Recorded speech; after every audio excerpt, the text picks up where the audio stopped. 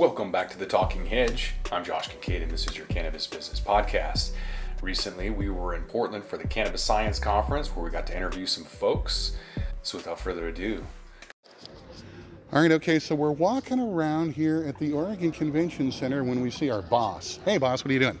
I'm walking around. Right, okay, so the show, Krosny's effort, what do you think? I think it's a good show. The Cannabis Science Conference has got a lot of science stuff, a lot of smart people, a lot of interesting things, a lot of chromatography, things I don't necessarily understand but are interesting. You ever seen a show with dumb people at it? No. Well, yeah. Not one of these shows, but I mean a show. Yes. Okay, you've seen a show with dumb people. Yeah. Come on. What's up? How are you? Good, man. Yeah? You just hanging around? Yeah, I'm on the panel at 4. So until then, I'm just going to hang out a little bit. I got to go back to the hotel. I've been flying all morning. What are you going to be talking about? I'm on the Athletes for Care with Riley and Cliff and Dr. Sue. Nice. We're all in the same panel. Okay. Yeah. You're going to be talking about CBD and isodiol and... Nah, I'm not pushing isodiol, but I'm talking about the medicinal benefits of CBD for athletic performance. Okay. You know, and then Riley and them, they're going to talk about THC with Dr. Sue. How do I get you on the Talking Hedge, a Cannabis Business Podcast, to talk about docs and jocks? Just call me. I will. It's that You still easy. got my number? I do. Yeah. Talking Hedge. Just call me. That's it. It's That's that all easy. you had to do. I will do that. Why didn't you call me? I emailed you. It went No, into you didn't. the universe. When? It was probably like 6 months ago. Just call me. I will. I know you're a busy guy. No, I'm not. You just call me. Not busy enough. Yeah, it's hurry up and wait. All right. Well, you're on record as saying you're going to be on the Talking Hedge, Cannabis Business Podcast. We're going to talk to Marvin Washington. Everything about CBD. Call me. Brilliant. Love you. Thank you. Yep.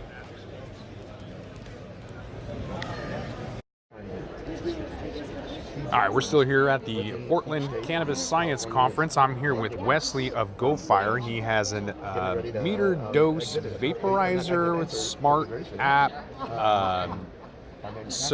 GoFire, one word. Tell me about it, Wesley. Yeah, definitely. So we're a medical technology company. We've been developing the GoFire inhaler for about 4 years now.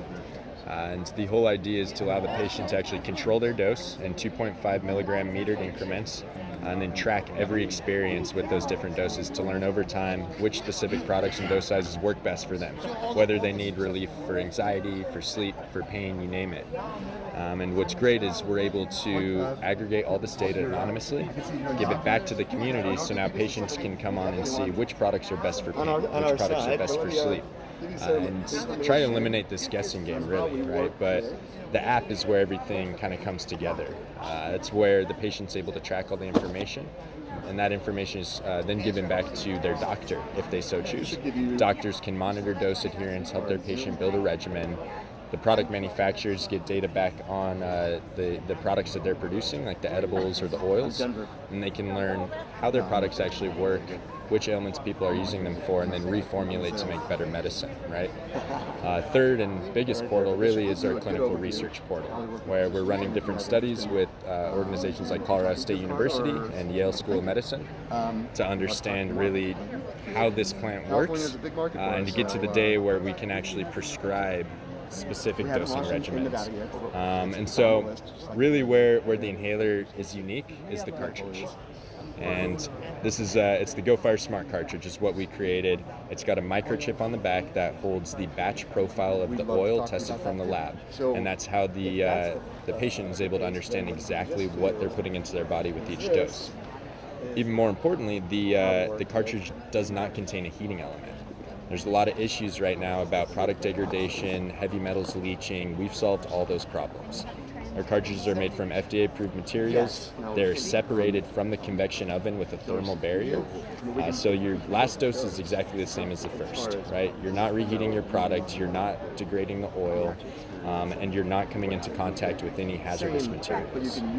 So it reminds me kind of like a printer where the printer ink has a chip on it, lets you know when it's running out and has some data on it, whatever. But I guess I'm curious about, for a novice user, if they don't know what they want, but they know that you have tried, let's say, Gorilla Glue, and they want something that's going to be energetic, euphoric, and uplifting, they can then take your experience at like 5 milligrams, or it's correct. So and it can just be adaptive to their tolerance as time goes on? Yeah, so think about it like Yelp, right? Where you would go on, find a good restaurant based on community reviews. We're crowdsourcing efficacy data for plant-based medicine. So I can go on as a patient to the GoFire app and see how other people are interacting with the medicines and what their experiences are, what their outcomes are. And the app will essentially tell me that this group of people is similar to myself, and this is how they're seeking relief, so it might work for you too. And it'll actually direct you to a retail store that carries that product. And how much are they going to be selling for? So right now, the GoFire inhaler is available on gofire.co for $349. We will be offering special discounts to medical patients if they get it through their doctor. Okay, very interesting. All right, Wesley, appreciate it. Yeah, definitely. Thank you. So we are here at the Portland Cannabis Science Conference, here with Eden Labs founder, AC Braddock. Thanks for being on the Talking Hedge. Yeah. So you're an OG, you're a founder, you've been here for a long time, you've been in the game forever. Your products are very well known internationally, you speak all over the place. How did you get into the industry? What prompted you to start Extraction Lab company, equipment company? Well, the company was actually founded by Fritsch about 25 years ago. We are celebrating our 25th year in extraction technology, and he has been doing cannabis from day one. And then how I got into it was I have an extreme interest in plant medicine in general and nutrition and the environment, which all mixes together if you care about plants and the benefit of them to our entire endocannabinoid system and system in general, and just the science behind it's also fascinating to me. Mm-hmm. So quarter century is a long time. I feel like 5 years is a long time. So Yep. what's happened in the last 5 years with the industry? How's it changed? It has changed a lot, and it is snowballing in so many different ways. You know, obviously politically, public interest, public awareness, extraction technology, post-processing technology. But I think the biggest changes have been people understanding that we have an endocannabinoid system and the entourage effect, and that is becoming the new science, and people are becoming a lot more aware of it. We still have a long way to go. Mm-hmm. So a lot changes. It moves fast. You need to stay on your feet. It's volatile as any industry we've seen probably in our lifetime. Yeah. And so in the last 18 months, do you have an opinion that's changed?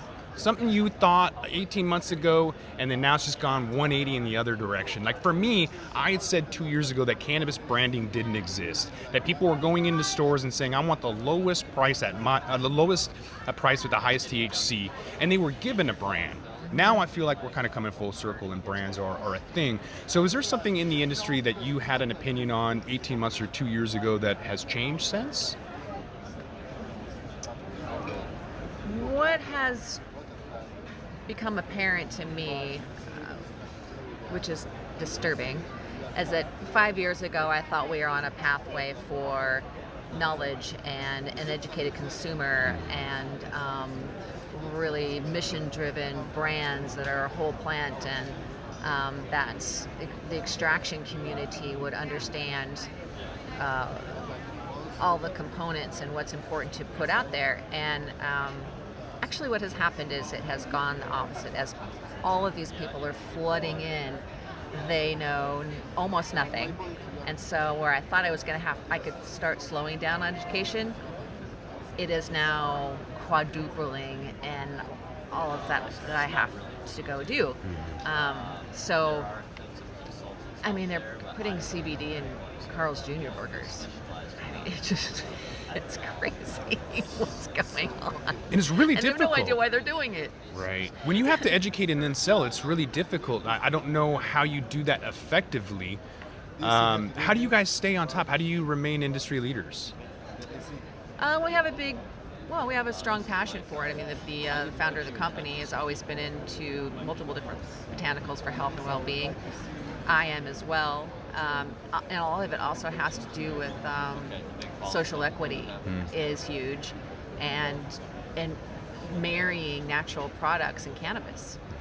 where are all the products with other botanicals mixed with cannabis? I mean, they're out there, but they're just not nearly as much as what I thought would be at this point. So that's a big driver for me. Mm-hmm. So you have a clear Dragon Ball, a crystal ball, and in it, it's 5 years from now. Where do you see the industry going? Where are you going to be? Oh my God, I can tell you where I'm going to be, but as far as the industry goes, we're still heavily in prohibition. I mean, we're only talking about THC and CBD because of prohibition. CBDs instead of CBG or THCA or, all these other cannabinoids, it's just CBD because it doesn't get the children high. And if the industry can move into the new realm of medical science around the endocannabinoid system, which is just since 1992, we've discovered we even have one, then we will have a really burgeoning industry based on health and wellness that will be medical, nutraceutical, and lifestyle. I don't like to use recreational, it's a terrible description. It's lifestyle or conscious consumption. If we can marry those three pathways, then we could change our entire medical system and how we treat people as individuals. But what could happen is, it stays Schedule 2 on the Controlled Substances Act. And then we're just in same old business, a business and medical market. So I think we will go down the nutraceutical path. I think that in medical, I think there's enough momentum for that because it's also based around organics and things like that. I think people are more behind and because it's so mission driven. But there's some pretty powerful lobbying components out there to keep this plant away from people having access to it on their own. And also lobbying to make sure that money's being made with the States Act, safe harbor, banking. Yep. As soon as we get that, there'll be more of those individuals you mentioned that don't really know what they're doing, which is going to be good and bad. They're going to need experts like you to help lead them in that direction of success. And so where can they reach you at? Well, it's pretty simple. It's EdenLabs.com, Eden Labs on Instagram, and Eden Labs on Twitter. And we have multiple ways to contact us through our website. Beautiful. All right, thank you so much, AC Braddock with Eden Labs. Thanks for talking with us on the Talking Edge. Thank you. Still here at the Portland Cannabis Science Conference at Left Coast Financial Solutions. State your name for the record. Casey Nye-Herrington. All right, Casey. So the current state of cannabis is interesting. Finance is definitely going to help with scaling, automation, normalization. You've got a sign right here that says cash heavy. You can reset here. Obviously, people don't want to make cash deposits. It's safety, it's auditing, it's a nightmare. So I'm wondering, first off, let's start about the States Act or the Safe Harbor Act. How would that impact the industry? Well, it doesn't really come down, it hasn't swayed any financial institutions really, because what do have a fear of it being illegal on a federal level. It's just decriminalized in states where you can have recreational or medical marijuana. But one of the main factors that has kept them away is just how intense and expensive the compliance services are. That's why you see very few financial institutions taking care of that. And that's, that our service to the financial institution is that compliance work. So it's a big cost center for financial institutions that they don't want to touch. And that's another thing that's making it really difficult for the cannabis industry to get in with all that cash. Highly regulated, very difficult. I worked for a brokerage firm when they were privately held. There was one lady running it. When it was publicly traded, there was a group of 20-something. Mm-hmm. And I don't think anybody was prepared for that, even though they were in the finance industry. And so, touching on that, the employment has been kind of iffy, trying to get people to join the cannabis industry. Mm-hmm. So with compliance and banking, there are credit unions, there are financial institutions, but they're only taking a couple here and there, maybe 6 to 12 a year max. Right. And so, I mean, do you have any advice for how to operate in a volatile industry, and what companies should do to try and live through this banking crisis in the meantime? The best thing that businesses can do really is be as compliant and as transparent as they can. And I think, it's really tough. It's tough for them. It's tough for their safety. It's tough for the growth of their business. And so I just, you got to keep pushing. I would say that you should join political organizations like ORCA, if you're here in Oregon, that fights for the industry, and one of the things that they do is fight for the banking services. So do something like that, and try your best and be compliant, because most of these businesses are legitimate and they just want to be treated like legitimate businesses, a lot of smart business people. And I think the more that people become aware of that, the more they show that transparency, and the more they more compliant, then the better chance they have. So if anybody listening wants to try and bridge cannabis and banking, how can they get a hold of you? So they can either get me directly at Casey at Left Coast, F as in Frank, S as in Sam.com. They can visit our website. They can even call. Eager to hear from people. We want to do the best we can to provide what they need: bill pay, payroll, making payments, receiving payments, all of that. People need help with banking, that's for sure. Yeah. All right, Casey with Left Coast Financial Solutions. Appreciate you talking to us on the Talking Hedge during Portland's Cannabis Science Conference. Thanks again. Thanks, Josh.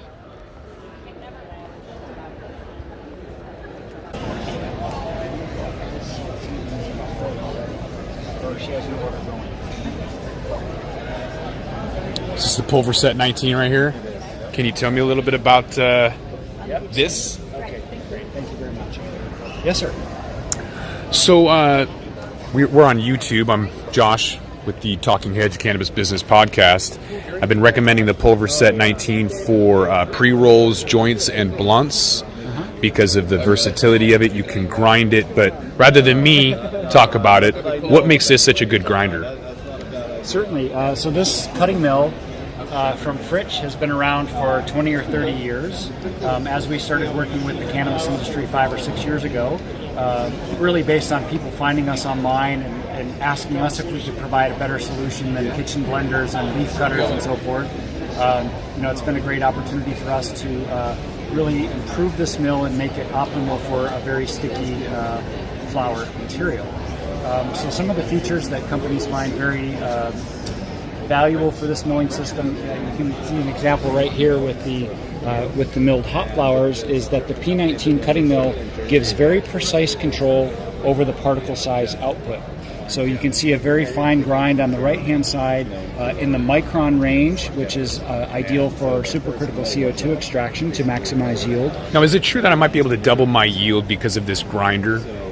I can't say that you could double it or whatever, but some of the research that has been conducted, for example, by Dr. Marcus Rogan, formerly VP of Extraction at Outco, they were able to increase their yields by over 20% just by having a very precise grind that goes into that CO2 system.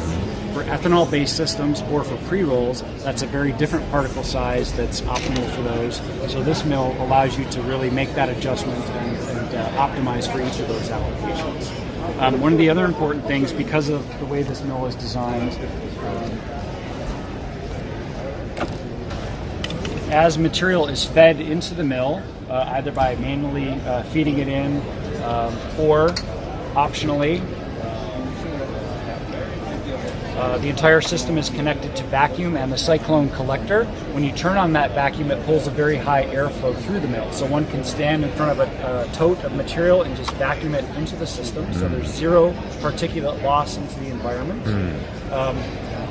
Material entering this cutting chamber only stays here for a fraction of a second before it's cut to the desired size, and then it's actively pulled out. It does not rely on gravity to leave this area. So because there's such a short residual time, there's no time for temperature to increase that could alter the chemical profile of the starting material.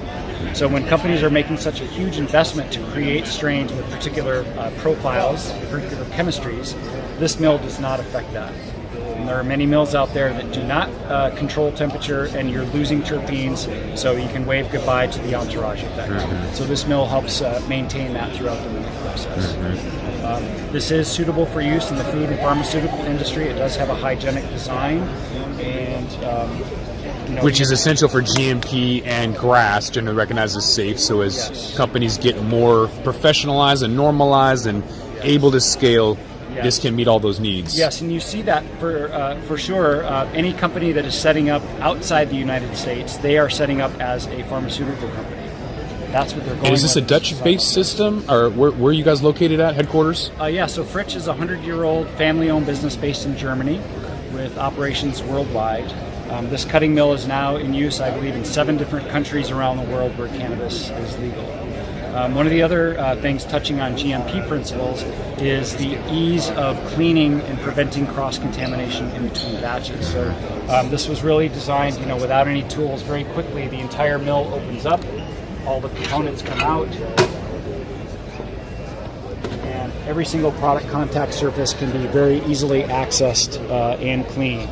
So if anyone wants to visit our webpage, cannabis-milling.com, there's a video that shows the complete cleaning procedures there. You can see what about local folks in the Pacific Northwest? You're Portland-based. How do they get a hold of you?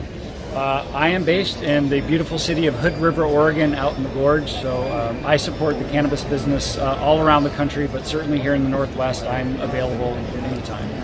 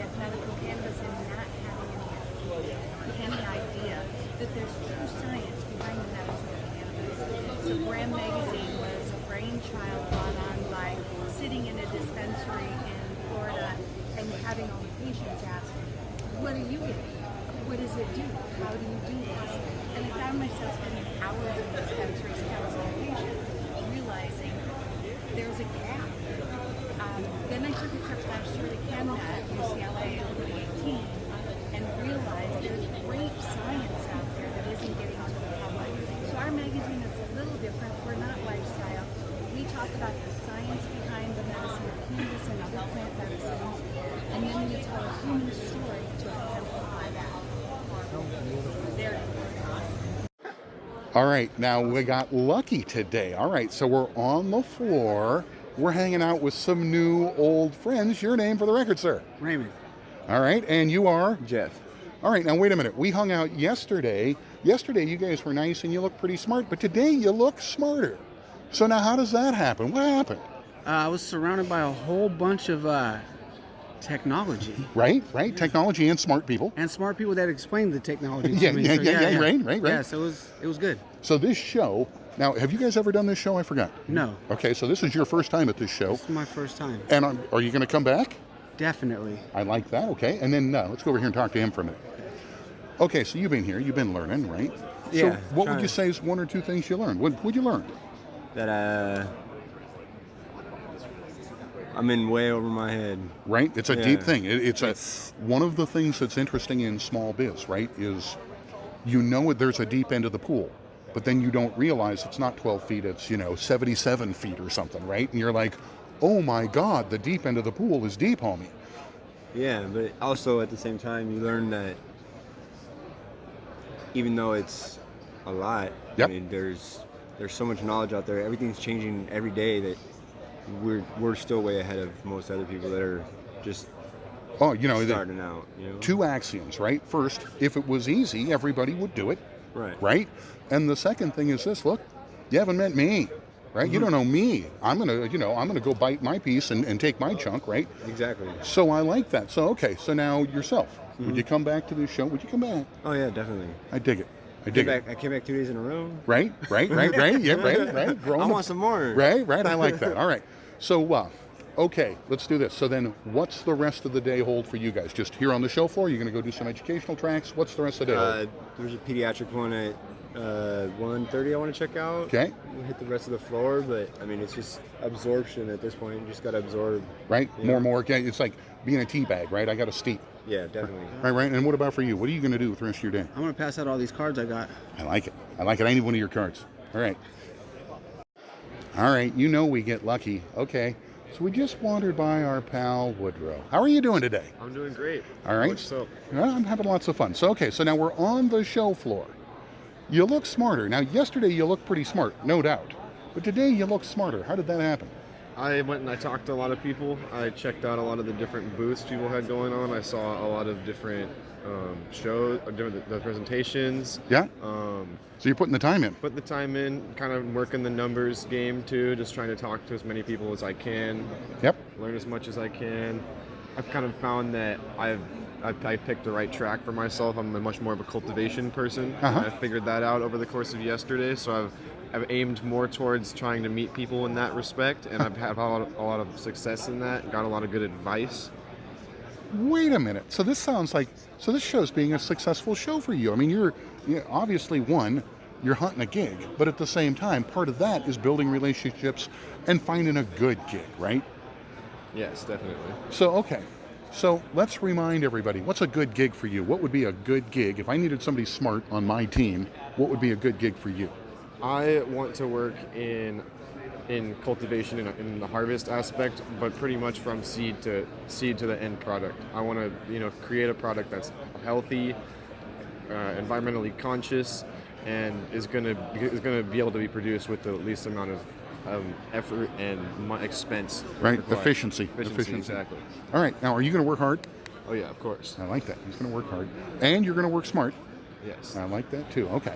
So now, the show goes on for a few more hours. You got anything in particular you're hunting for now, or what are you doing now? I'm just kind of playing my cards. I'm gonna go see all the rest of the cultivation shows this evening. Yeah. And then right now I was gonna go back around and talk to some of the people I talked to yesterday. And Right. just see how they're doing. Right. What the situation is. Kind of like we're doing here. Yeah. I dig it. I dig it a lot. Okay, so let's see. Last time, just to make the piece complete. Your name for the record, sir? Woodrow Creech. Woodrow Creech. You're smart and nice, and you're looking for a gig? Yes, I am. I dig it. All right, man. Thank you so much for the time. Thank you. All right, okay. Now, I get lucky sometimes, right? So we're on the floor right now. We're hanging out at the show, supporting, doing a little bit of learning today. And let's say we've stumbled into some expertise and some brilliance here on the floor. Your name for the record, sir? Brian Lopez with Brytemap. Brytemap. All right. So now we were just talking a little bit about essentially one of the big issues in the industry, right? Seed to sale, tracking, actually knowing that the cannabis we grew is going where we thought it should go and all of that stuff. So Brytemap seems like a player, all right? Tell me a little bit about your background and the whole nature of what makes you different from some of these other companies that are doing this stuff. Sure, Dan. Well, first of all, I'm the CEO and founder of Brytemap. I like that. I've got a 20-year background in enterprise IT sales and consulting. Wow. So after my time in the IT business and selling to large Fortune 500 IT shops, okay, we have an idea. And from this idea, we decided to build a next-generation seed-to-sale platform for cannabis operators. That is hemp or growers in marijuana. Okay. In addition to that, we've also developed a platform for dispensaries. So we have a point-of-sale system, a fully balanced, full retail ecosystem. So we have taken so much knowledge from the industry. We have folks that work for our company that are experts in compliance, tracking, logistics, that have also had a very heavy hand in helping states design and implement compliance tracking systems. Go get the people that know, Go get the people that know. Go find the best experts that you can in the industry, and that's what I've done. We have spent over 2 years in working with our clients to develop the very best possible application for cannabis operators in terms of growing cannabis and selling cannabis. We're very excited to be announcing the release of a new product called Planter, which will be coming to the market sometime this fall, which is going to incorporate a work order-based seed to sale tracking, I like that. tracking platform. Okay. With a lot of incorporation of RFID technology that works seamlessly for states that are using metric. So all the operators out there in the U.S. that are using metric have an opportunity to get a hold of some of the most latest and greatest products out there from Brytemap in terms of tracking your products, being able to look at what your cost of goods sold are, schedule out work orders, integrated scales, which is going to really make a business more efficient. We believe that our product can help with any cannabis operator improve their efficiencies nearly tenfold, with an ROI that could be within a matter of weeks, considering some of the technologies that we're going to implement. The most important thing, I believe, is that we're going to give our clients 100% confidence that what is being tracked is going to be compliant with state regulators, so that no one is going to be caught when an inspector shows up and face potential fines. You know, the expertise behind that level of assurity, right? And what it takes to actually deliver on that. So now the Brytemap team, one of the things that I heard as we're talking is there's an awesome team behind this company and this product. Talk to me a little bit about how you find those people. How do you get those people? With a little bit of luck, charm, right? Sure, you're very personable. But also, thank you. But it's also a vision, and the thing that I've been fortunate enough to do is to convey a vision of where we want to be as a company now, but also where we want to be in a couple of years. And where we want to be in a couple of years is we want to be the standard from which all other software companies in this industry are going to be measured upon. I believe that this industry has a tremendous amount of area for improvement. In having some of the talent that we've hired in Brytemap, and I'd like to point out that we have recently hired as our Chief Operating Officer the former Executive Director of Metric, who brings to the industry over a decade of track and trace experience. I can't find another individual in this industry who would know more about what it takes to have not only a compliant business but also an efficient business. So in addition to that, we've been very fortunate to work with some top-notch developers here in the U.S. And as we continue on our journey, we look for the right people who are going to fit into our culture the right way and who subscribe to some of the visions that we have. One of the through lines of the media we make is the best of companies. It really does come down to the people, right? Certainly. I mean, certainly products are awesome, they come and they go. Certainly plans are beautiful, they come and they go. At the same time, it's the people that, pick it all up after it's fallen and do all of those things. So now Brytemap, I look at this and I say to myself, oh my gosh, neat crew who's also, they've built it new, right? And this is a lot of these things that have pedigree.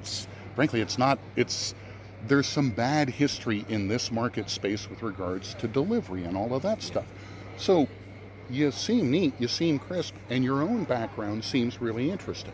So if I'm a large capital mover, okay, I'm somebody out there, I'm moving 7 or 8 figures around, why do I care about Brytemap? And along the way, how are you funded? Are you moneyed up? What's the story? Well, we're not moneyed up. Okay. I'll start with that right now. We have been quite fortunate and successful to raise a lot of seed capital from friends and family, of course, right?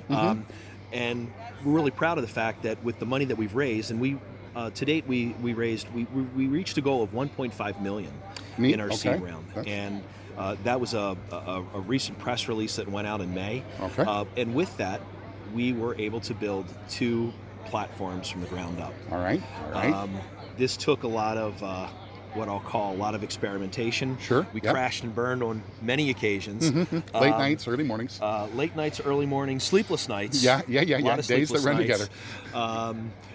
But I think the thing that we've all come to appreciate is, as an entrepreneur that I am now after this, is execution on your vision, maintaining a sense of calm amidst a lot of the chaos. Calm in the storm. My wife has always put something out there to me in times of trouble that there's an old African proverb which is smooth seas do not make skilled sailors. Right.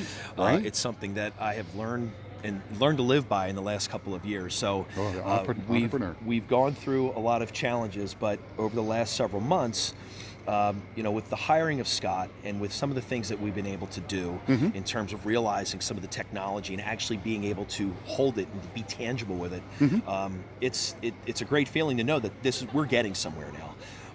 So the next stage for us is, how do we take what we've built? We know that we've got something that is going to be truly compelling for the industry, not just from a traceability perspective, because that's some of the basic blocking and tackling that needs to happen. It's a prerequisite. But what about where we can take the data that we're going to be collecting? The data. How can Brytemap give the user more visibility over the course of time into their operations so that they can start making better decisions? And what I'm alluding to is big data, analytics, the use of artificial intelligence, machine learning. These are all things that you've got to get the platform right. It's got to be built the right way for the first time so that you can begin to take advantage of all these future technologies. Harness that so stuff, one thing that we have been very, very focused on is that part of designing our platform to be the futuristic platform that we can adopt all the modern technologies that come down the pike in the future. So we are looking for growth capital. And we would like to expand our operations. The best part about Brytemap is that we're not relegated to one state. We're not relegated to one country. Right. This is for the entire industry, regardless of where I'm at. So we have big ambitions. And I'll liken us to wanting to be the Salesforce.com of the cannabis industry. I like There's great companies that exist out there in the world, and we've seen them for decades. The Oracles, the SAPs, Salesforce, they've all kind of come through in an evolution. I'd like to be the company that is in that same conversation in years to come. I like that. Okay, so bonus question in this case. Okay, so that takes drive. So talk to me a little bit about the company's drive. Where are we at there? I have all the drive in the world. All right. Intense operator. I think any one of my teammates could attest to that. But look, it takes drive, it takes a vision, it takes a passion. I think that's the one thing that above everything, it's got to be about a passion. You've got to be in this. I hear it in your voice, brother. I hear it. It's got to be there.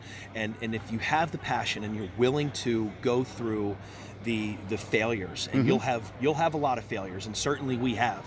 We've learned a tremendous amount through those failures. My passion hasn't gone away; it's only gotten better. I like that. So I try to bring that to work every single day with our employees, with the partners that we work with our clients. I think our clients know that too, and that's the one thing that all of our clients will say is, when we work with Brytemap, we see the energy, we see the vision, we see the passion. I like it. Well, so, okay, you've been very gracious with your time here on the show floor. Let's do this. So if I want to know more about the company, how do I find out more about Brytemap? Well, it's pretty easy. Go to www.brytemap.com. Oh, that is easy. Okay, and that's BRY. I like that. Brytemap. I like that a lot. Okay, brytemap.com. And then last time, if you don't mind, your name for the record, sir? Brian Lopez. And what do you do? I'm the CEO and founder. You run this thing. I do. I like it. All right. Hey, it's the Talking Hedge, your cannabis business podcast. We're out finding neat things. We found Brytemap. We're here on the show floor. Thanks for listening. All right, okay, now you know we get lucky sometimes. We're hanging out, we're at the show, when who do we see? What do we see? Your name for the record, sir. Jonah Tacoma from Dabstars. Wait a minute. Wait. What are you doing? You're so busy these days. How do you even make time to come to something like this? You know what? At heart, I'm kind of a weed scientist. I grew up just with that kind of intuition, always wanting to explore and check things out. And watching this industry take a turn and seeing all this new feedback and all the benefits that this is having is pretty cool. So we're here to check it out, and we're excited. I dig it. You know, this is the thing. You are a leader, right? And so to see you here at a show that I would consider, and I've seen some neat technology on the floor. I've seen some smart, nice people. So I guess it would make sense that you're here, wouldn't it? You know, Portland's always had an amazing scene. The community's really embraced cannabis here, and the things that go on here are really progressive. So this is cutting edge, and we're stoked. We're going to be at the Northwest Cannabis Club tonight, and we're going to have a little party. Hoping to see you there. I love that. Well, okay. So now we're talking, we're having some fun. One of the things that's going on these days, right, is we're checking in on trends and motion and forces. What's Dabstar doing these days? What are you doing these days? Honestly, our eyes are really on the horizon, looking at all these new states opening up and kind of strategizing and figuring out how we're going to open up this new territory and still stay within these federal laws. So we're hoping the new election shows us a change in the federal scheduling. Yeah. And then maybe one day DAPstars can be operating out of one state instead of 7. Right. Okay, 2 big questions. First, okay, Josh Crosney and this whole effort. Every time I talk to one of his vendors, they're like, this thing's organized, it runs clean, all of that stuff. What do you know about the people pulling the strings on this one? You know what? Jeremy, our CEO, kind of put this on my radar, and so I don't know a lot about the event. This will be my first time attending, but from what I see, it's well-faced. Right. It runs like a machine, right? I like that. So, okay. So last big question for you. So we report to people moving 7 and 8 figures around, right?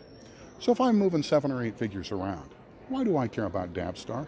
I think the reality of the new market is that brand is everything. And so many people deprioritized brand and thought that they were just going to come out here and sell cannabis and it was going to be very easy. The reality is this thing's going to pare down to very few brands. And the ones that have really established consumer credibility are going to be the ones that stand out. So as DAPstars, we have millions of followers and we prioritize that in building the brand over actual monetization. And I think that was our biggest charm there. And let's face it, you know the know. You are a brilliant cat. So, okay. So it is the Talking Hedge, your cannabis business podcast. Your name again for the record, sir? Jonah Tacoma from DAPstars. Appreciate it. You can find us at DAPstars on Facebook and DAPstars 2.0 on Instagram. Oh, beautiful. We got deleted at 100,000. We rebuilt. We're over 250,000 now on Insta. I love that. Well, so thank you for the time, brother. Thank you, brother. One more. Talk soon. Bye-bye. All right. Now, as you know, we get lucky sometimes. We're hanging out. We're at the show. We're learning some things. And in this case, we've walked across an icon, somebody that we like a lot. Your name for the record, sir? Clifford Robinson. Clifford Robinson. Wait a minute. Uncle Cliffy. Yes, I like that. I like that a lot. So, okay. So you've been in the cannabis game for a little while, right? So, okay. So first, why are you here? What are you doing here today? Well, today I'm here to speak on a panel in regards to cannabis and athletes in cannabis and where we sit and what we believe and what we think in regards to the cannabis space. Nice. Nice. So it's fair to say you're a trusted voice, right? I mean, this is... I would like to think so. Right, a leader. Yeah, I would like to think so. So, okay, so first let's take that vein for just a sec. So, cannabis and sports. Do you think I'd see better play on the court if like CBD was something everybody could use? Would I see better play on the court? It's a possibility. I mean, I think it's worth a try to let the players see what CBD can do for getting them reconditioning. Yep. Less swelling, less inflammation. Less inflammation, recovery, things like that. So I think it's definitely a positive. You couldn't see a negative in it, that's for sure. I can only imagine the beating the knees take during an entire season and running up and down the floor, right? And just what it would mean to have less inflammation in the body and all of that. So, okay, so Uncle Cliffy, the brand.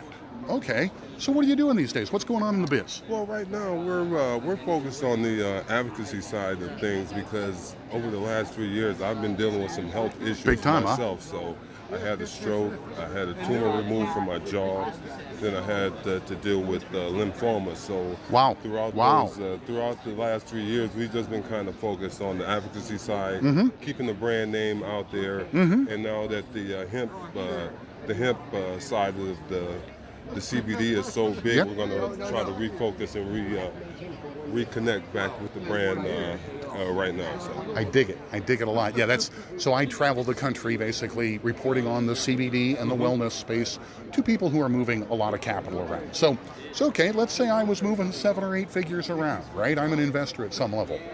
Why do I care about Uncle Cliffy? What do I want to know? Well, I think the education, of course, is a means of continuing to push the CBD and cannabis and hemp forward. But at the same time, athletes in general, people trust in athletes, and if they see athletes using it and they're having success at using it, I don't see why other people wouldn't follow in their footsteps. I mean, that's just what people do. So at the end of the day, I think I'm a trusted voice. I played 18 years in the NBA. I've dealt with a lot of health issues.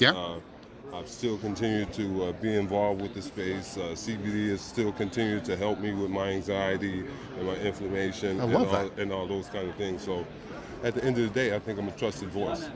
I like it. I like it a lot. Well, okay, so let's do this. Your name again for the record, sir? Clifford Robinson. You know, you've been very nice, and you're, frankly, again, you are a trusted voice, somebody that we do look up to and think a lot about. I guess I'd like to do this just in behalf of the show. We wish you good health and all of that stuff, and I really appreciate you taking the time to chat with us. Oh, thank you. I appreciate it. I dig it, man. Thank you so much. Like, we're expecting this one row here to just fill all of these plants with seed, and it'll be like high CBD feminized. Well, so let me paint an articulate word picture here real quick, and then we're going to go to work. Okay. So I'm standing in a nursery building right now, surrounded by hemp. And it's beautiful hemp. And then in this case, I have a couple of, how should we say, they're nice, but they're also smart. So I have nice, smart people with me. Your name for the record, sir? Bryce. Right, and you? Matthew. All right, so now, first we were just talking a little bit about reversing, or essentially, making some males out of some females? Yeah, doing a sexual reversal on these females. These are all clones. We knew that they were females going in, and we chose them because they had some nice characteristics. Okay. And so starting just about a week before flower began, we sprayed them twice a week with a silver thiosulfate solution. So I'm seeing some very dense formations of, are those seed? Those are pollen sacs. Pollen sacs, got it, okay. And then, those look fat. They're fat, and they're getting ready to pop. Yeah, just a couple here are starting to open now, and yeah, the rest of them are coming along. You can see how the bud structure sort of mimics a cannabis flower instead of your typical male expression with a long, extended, they're like nice, tight, dense buds. And then is this the first time you've practiced that technique? Yeah, in the past we've used colloidal silver, and that works to some degree, but much less flower production than this. So. Interesting. And then, I guess, so what would be your long-term goal with this experiment? What's the outcome that you're after? Well, I want to fill this room with feminized high CBD hemp seed. We're looking to get 50 to 75 pounds of seed out of this greenhouse. I dig it a lot. Okay, so now let's talk a little bit about the nature of the hemp that's in here. So talk to me about the genetics. What are we looking at? Well, this is a cross of Pennywise mixed with a polyhybrid that included cherry wine, auto tube, and harlequin. Okay, all right. Charlotte's Web was also one of her father. So, and then from an outcome perspective, what do you anticipate with the genetics? I mean, is this a unique thing you're going to sell? Does it have Yeah, we've planted about 400 seeds of that this year, and we've selected the premium phenotypes, and that's what we're going to generate our seed from. Sure. Okay, so now some of these plants are full on, 5 feet, 6 feet, 7 feet tall if you include the soil and such. So where are these at with regards to, like, here in the nursery or inside the greenhouse building? Is that typical, or where do we go with that? We had some a nice stretch of hot weather here, and we've been keeping them pretty moist, so they've been blooming. We put them in at about a foot tall, and I think for the most part they're done with a stretch. So I think they're topping out here at around 6 or 7 feet. I like it. I mean, there's something about looking up at the plant, right? So these are in 25-gallon pots. Yeah. The 10-gallon pots, they're maxing out at around 4 or 5 feet. Sure, right. It's capping the growth based on the total nutrient load, right? Big pot plant. I like that. I like that one. All right, well, so now here in the nursery, working on the hemp side. So that sounds to me like something that would be interesting if I'm in the nursery biz, right? I probably want to play with hemp, or do I, or don't I? I mean, what's it take to play with hemp in the nursery biz? Oh, I think it seems like a really good choice. If you're in the nursery business, you're a large property owner in some place where the conditions are good for growing. To mess around with a fast-growing annual for something that can be 20 feet tall in a few months, right?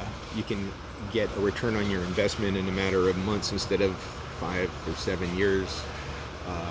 It's worth looking at. It's not going to be for everybody, certainly, but maybe even in some of these emerging markets to offer clones and seedlings to your customers rather than grow it yourself, to just offer it as just another nursery product seems like it might be a good way to go.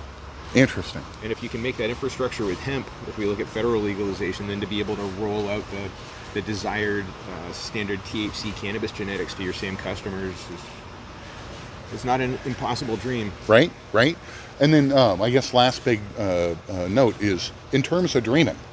I mean, did you ever think it'd be like this? I mean, this exceeds all of my expectations by such a large order of magnitude. I mean, October of last year, I didn't know what I was going to be doing, right? I thought that perhaps I'd have to go back and work in a laboratory or, trim weed at somebody else's farm. And, right. And here we are getting to push our own genetics forward. It's not even a year later. 10 months, 10 and a half months, right? Yeah. Crazy. Yeah, I really couldn't have expected it. I mean, kind of tried to put it together, but never thinking it was going to be as big as it got, though. I dig it. Well, okay, so you guys are so gracious with your time and helping me do the learning and all of that stuff. I guess let's go with this. So it is Friday. It's Friday at a nursery in a hemp space. Does that mean that you take the day off and relax, or are you working today? What's your deal? Oh, it's kind of weather related. So today we see some rain coming in on the horizon. Okay. So we're going to get out there and get some lactobacillus on the crops in the field so that we can hopefully stave off any botrytis. Sure.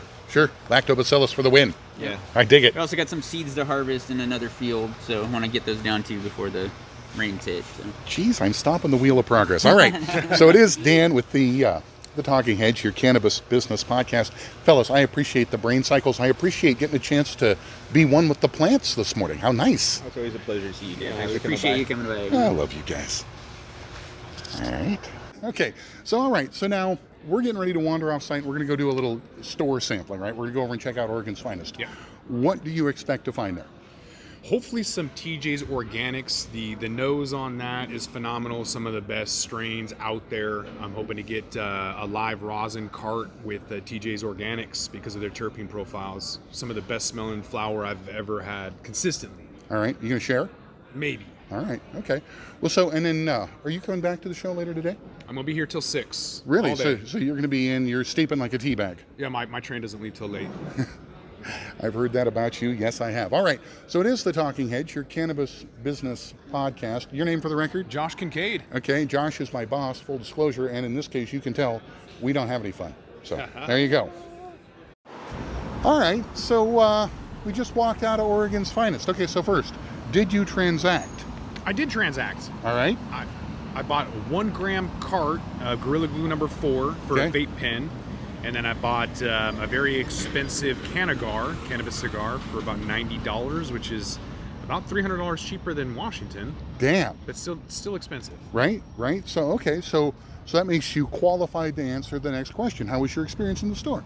I enjoy this store. I like their branding. I like the location. I was a little surprised to walk in and see that they had a section devoted to home grow equipment. And I love the fact that they have coffee. Yeah. Like twist and go, ready to go coffee. Love that. So now, a common theme when I'm talking about stores is pricing. One of the things I've run into with OF is you don't go here for the cheap weed. Oh man, this is one of the priciest stores. $60 for half a gram. I think I had a stroke. Right. Then at the same time, they do have a captive market. They're right across from the Moda Center. Yes, they're very, very good location. Great products, although they didn't have TJ's Organics. A little disappointed. Phenomenal flower, but I got some good stuff. All right. So are we going to go spark the Cannagar, or what's the plan? Yeah. All right. Yeah, let's do this. Let's do that. All right. Okay, it's a little Talking Hedge video. We're now on the Roku channel with Leaf Life. Hey, let's check out your Cannagar. What do you got going on here? All right, so what do you think? I mean, it looks decent. What's the story? The story is it's 25% THC, 0% CBD, 7.5 grams. Huh. Okay. So it's a little more than $10 a gram. Right. And then what? Packed in a hemp leaf? Packed in a weed leaf? What? I'm guessing it's palm. Or no. This is cannabis. Yeah, it's a cannabis flower. Okay, so it's weed packed in weed with some weed stuck to it. Yeah, a lot of weed. I like that. All right. So we're going to see if this thing actually works. Let's find out. Your name for the record? Josh Kincaid. And what's the show? The Talking Hedge, your cannabis business podcast. That's what they say. Then again. Oh, it does. That smells nice. And who's the manufacturer? Do we know? Yeah, right here is Farm and Jar. No, Bull Run. Bull Run, okay, and then this thing, now bearing in mind this was at Oregon's Finest, so your price might be different, but how much was this thing? This was $90 for 7 grams, 7.5 grams. And we're going to burn it. All of it. All right.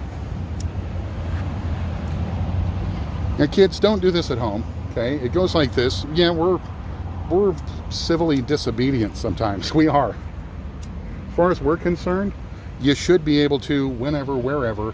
I mean, that's just kind of how we roll, right? Yeah, my lawyer said only break 1 law at a time. All right, so we're sampling the Bull Run Cannagar right now. We're at a show. It's a long story. You know, I appreciate you springing on this because this is the sort of thing that makes for a good show, right? I mean, basically, so we do live product reviews. So it is the Talking Hedge, your cannabis business podcast. While we're burning that, let's tell them some about what we do. So we report to essentially large capital movers, people moving 7 and 8 figures around, in that what's the value of a better decision if you just, jump down on somebody for $10 or $80 million, that sort of thing. So, okay, you're a consumer, obviously. Yes, sir. I like to try stuff, whether it's cheap or not. I mean, the only way to really actually know, right? I mean, so it goes like this. There's a lot of people in this business who are get highs. Are you a get high? I get stuff done, but I have to test this out. People want blunt rolling machines, and if you're doing $90, I could probably sell a machine where you could get the cost down $10 and still make money. So it's important for R&D. And then the only way you're gonna know is to go try, right? Because that's the other thing is you can find out, you can read a lot of stuff, I guess. My point would be, yeah, there's something about actually finding out by hands-on. Absolutely. That's the best way to do it. So, all right, so what's your vision for the Talking Hedge? Where's this thing going? Talking Hedge is about on every single platform for MP3s. The idea is to get on Roku and more MP4 video opportunities. Leaf Life, right? Yep. And try to get on CNBC, to be the bellwether economic indicator for movers and shakers. We're already in touch with Canadians trying to get into Canada. I'm sorry, the other way around. Canadians trying to get into California to expand, and so that just kind of moves into more panels, more media, more info. So you'd say this thing's working? Yeah, working well. Bull Run, they do some nice work. I like it. All right, so, okay, last big question for you, then we'll let you go. Okay, so what's the rest of the day hold for you after doing something like this? So we did some interviews earlier, and we're going to probably upload those, do some more interviews, check out some of our friends, Marvin Washington, Clifford Robinson. All of those guys are going to be on a Docs and Jocks panel. So want to get some footage of that, meet some friends, do some networking, and then bounce right back to Seattle. See, so that's how we roll with the Talking Hedge, your cannabis business podcast. Obviously, I guess a vodcast as well, right? And then, again, special thanks to our pals at Bull Run. We pay full price because we want to just know, right? We don't get comped in. And for what it's worth, nice work. Very nice work. Like it. And with that, we're going to roll this one up. I'm Josh Kincaid. This is the Talking Hedge. Don't forget to like, share, and subscribe. Or don't. And I'm out.